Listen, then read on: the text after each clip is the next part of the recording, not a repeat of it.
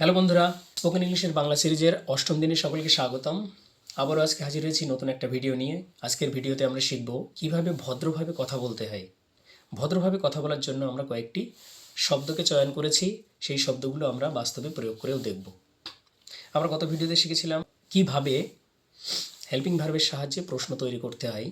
আজ আমরা শিখব কিছু ভদ্রতাসূচক শব্দের সাহায্যে কিভাবে আমরা ভদ্রভাবে কমিউনিকেশন করতে পারি। তাহলে চলো শুরু করা যাক। আজকের প্রথম শব্দ প্লিজ। প্লিজ অর্থাৎ অনুগ্রহ করে। আমরা ভদ্রভাবে কথা বলতে গেলে প্রথমে যে শব্দটির কথা মনে পড়ে সেটা হচ্ছে প্লিজ। আমরা যে কথাটা সাধারণভাবে বলছি তার সঙ্গে যদি প্লিজ কথাটা যোগ করে দিই তাহলে কথাটা আরও নম্র মনে হয়, আরও ভদ্র মনে হয়। আমাদের পরবর্তী শব্দ হচ্ছে স্যার।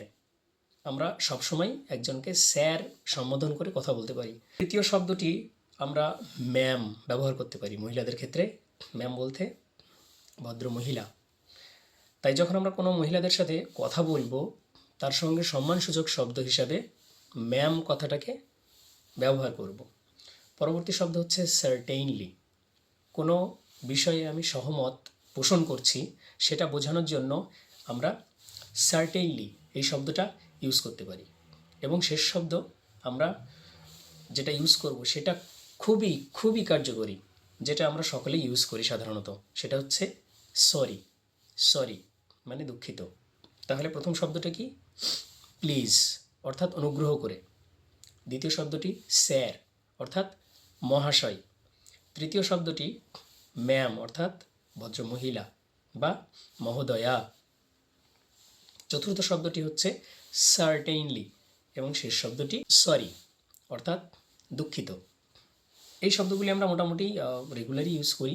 আজও আমরা এই শব্দগুলি দিয়েই ছোট ছোট কথা বলার চেষ্টা করব।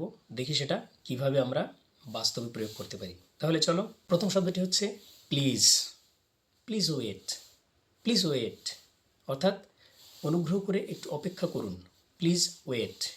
আমার সঙ্গে বলো, প্লিজ ওয়েট। প্লিজ ওয়েট অর্থাৎ অনুগ্রহ করে একটু অপেক্ষা করো। দ্বিতীয় শব্দ বলেছিলাম স্যার।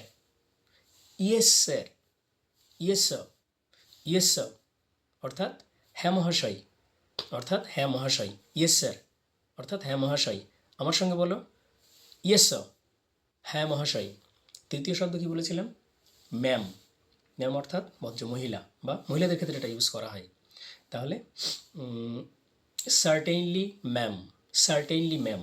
আমরা সার্টেইনলিও শিখেছিলাম নিশ্চিত রূপে, যার অর্থ সেটা আমরা এখানে একসঙ্গে প্রয়োগ করতে পারি। সার্টেইনলি ম্যাম। সার্টেইনলি ম্যাম। সার্টেইনলি ম্যাম অর্থাৎ নিশ্চিত রূপে ম্যাডাম। নিশ্চিত রূপে ম্যাডাম। পরের শেষ শব্দ হচ্ছে সরি। সরি দিয়ে আমরা একটা সেন্টেন্স বলতে পারি, sorry I am late. Sorry I am late মানে দুঃখিত, আমার দেরি হয়ে গেছে। আমার সঙ্গে বলো, sorry I am late. Sorry I am late অর্থাৎ দুঃখিত, আমার দেরি হয়ে গেছে। এই সরি শব্দটাকে আমরা অন্যভাবে ইউজ করতে পারি। ধরো তুমি কোনো কথা শুনতে পেলে না, সেক্ষেত্রেও তুমি এটা বলতে পারো।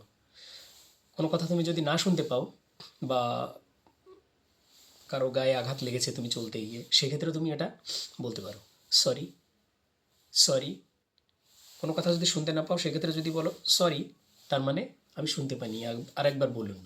আর যদি কারো গায়ে আঘাত লাগে তোমার চলতে গিয়ে, সেক্ষেত্রে এর অর্থ হচ্ছে আমাকে মাফ করবেন, দুঃখিত, আমি দেখতে পাইনি, দুঃখিত। তাহলে আজ আমরা 5টি শব্দ শিখলাম, যে শব্দগুলো আমরা ভদ্রভাবে ইউজ করলে কথাকে আরও বা কমিউনিকেশনকে আরও শ্রুতিমধুর করে তোলা যাবে। 5টি শব্দ কী কী? প্রথমটা হচ্ছে প্লিজ, পরেরটা স্যার, তারপরটা ম্যাম, তারপর একটা সার্টেনলি এবং সর্বশেষ সরি। তাহলে প্রতিদিন ছোট ছোট এরকমভাবে শব্দ নিয়ে যদি আমরা প্র্যাকটিস করি তাহলে আস্তে আস্তে আমরা কথা বলতে শিখে যাব। ভিডিওটি ভালো লাগলে অবশ্যই শেয়ার করবে বন্ধুদের সাথে, লাইক করবে আর সাবস্ক্রাইব করবে আর বেল আইকনটিকে প্রেস করে রাখবে, যাতে নতুন ভিডিও আপলোড করার সঙ্গে সঙ্গে তোমার কাছে নোটিফিকেশান পৌঁছে যায়।